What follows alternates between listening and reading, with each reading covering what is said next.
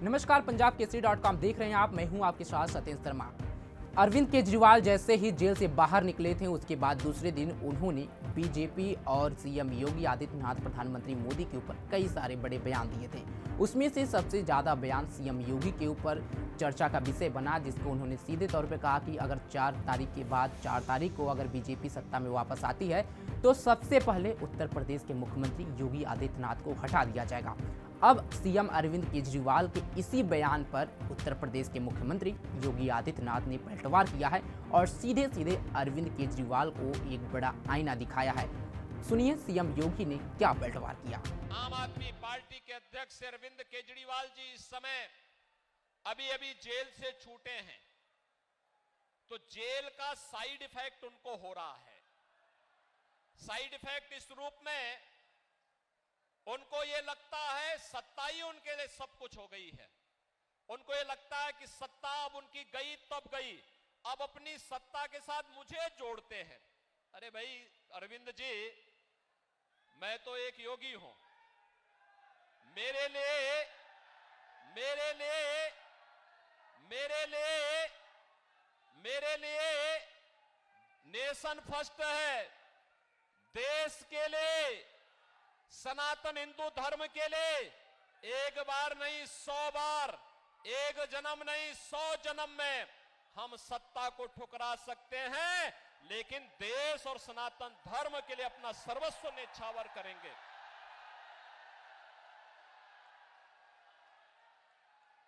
हम लोगों का जो कुछ भी है वह तो जनता जनार्दन के लिए है।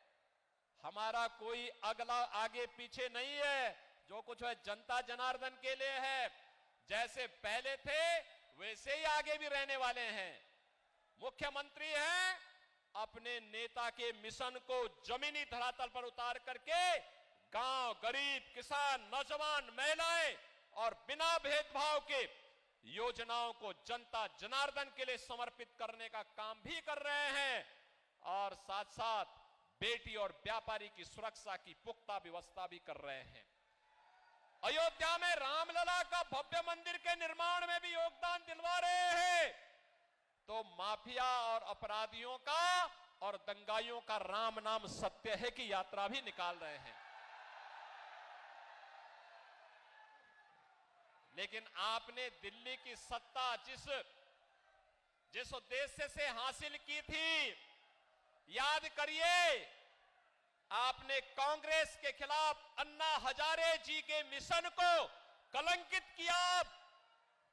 अन्ना हजारे जी ने एक पवित्र मिशन चलाया था, भ्रष्टाचार के खिलाफ आंदोलन पुख्ता किया था, और आज भ्रष्टाचार में लिप्त, देश के पहचान का संकट खड़ी करने वाली, भारत की सुरक्षा पे सेंध लगाने वाली, भारत के विकास को बाधित करने वाली, भारत के अन्नदाता किसानों को आत्महत्या करने के लिए मजबूर करने वाली, भारत के नौजवानों को प्लान करने के लिए मजबूर करने वाली कांग्रेस को अपने गले का हार बना करके आप उसके पाप में शामिल हो गए हैं। और यही कारण है, देखो, संगति का असर तो पड़ता ही पड़ता है। कांग्रेस के भ्रष्टाचार में लिप्त हो गए तो स्वयं भी लिप्त होते होते जेल की शिक्षों के अंदर चले गए, और जेल के साइड इफेक्ट को मुझ पे थोपने का प्रयास कर रहे हैं। मुझ पे मत थोपिए, लेकिन एक बात मैं जरूर बोलता हूं कि दिल्ली की जनता बड़ी सुकून से थी। आप फिर बाहर आ गए हैं।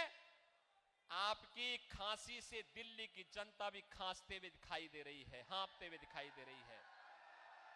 क्या कर दिया है आपने दिल्ली को? अरे आपको स्कूल का मॉडल देखना है तो मोदी मॉडल देखो। अटल आवासीय विद्यालय मोदी जी के मार्गदर्शन में जो यूपी के अंदर बने हुए हैं। तो सुना आपने। आपको बता दें कि जैसे ही अरविंद केजरीवाल जेल से बाहर आए थे, उसके बाद उन्होंने दूसरे दिन प्रेस कॉन्फ्रेंस की। प्रेस कॉन्फ्रेंस के बाद उन्होंने कई सारे बड़े आरोप लगाए, और उसके बाद उन्होंने प्रधानमंत्री मोदी के एज पर भी सवाल खड़ा किया था और कहा था कि क्या प्रधानमंत्री मोदी अब 75 साल के होने वाले हैं, तो क्या वो अब प्रधानमंत्री पद से इस्तीफा देंगे। दूसरी तरफ उन्होंने सीएम योगी आदित्यनाथ के ऊपर बड़ा बयान दिया था और कहा था कि जैसे ही प्रधानमंत्री सत्ता में आएंगे, अगर तीसरी बार जीतते हैं तो सबसे पहले वो धीरे धीरे जैसे अडवाणी जी को, मदन मोहन मालवीय को, कई बड़े नेताओं को साइडलाइन किया गया, उसी तरह अब उत्तर प्रदेश के मुख्यमंत्री योगी आदित्यनाथ को भी साइडलाइन किया जाएगा। साथ ही उन्होंने ममता बनर्जी पर भी बड़ा बयान दिया था और उन्होंने कहा था कि अगर 4 तारीख को बीजेपी तीसरी बार सत्ता में आती है तो अगली गिरफ्तारी ममता बनर्जी की होगी। और इसी पूरे मामले पर सीएम योगी ने पलटवार किया है और कहा है कि मुझे सत्ता का मोह तो नहीं है, मैं सन्यासी हूं, जैसे काम कर रहा हूं वैसे करूंगा। यह गद्दी मुझे जनता के लिए मिली है, जनता की सेवा के लिए मैं हमेशा यहाँ पे समर्पित रहूंगा। इस पूरे मामले पर आपकी क्या राय है कमेंट बॉक्स में जरूर बताएं। तब तक के लिए जुड़े रहे हमारे साथ और देखते रहें पंजाब केसरी.com। धन्यवाद।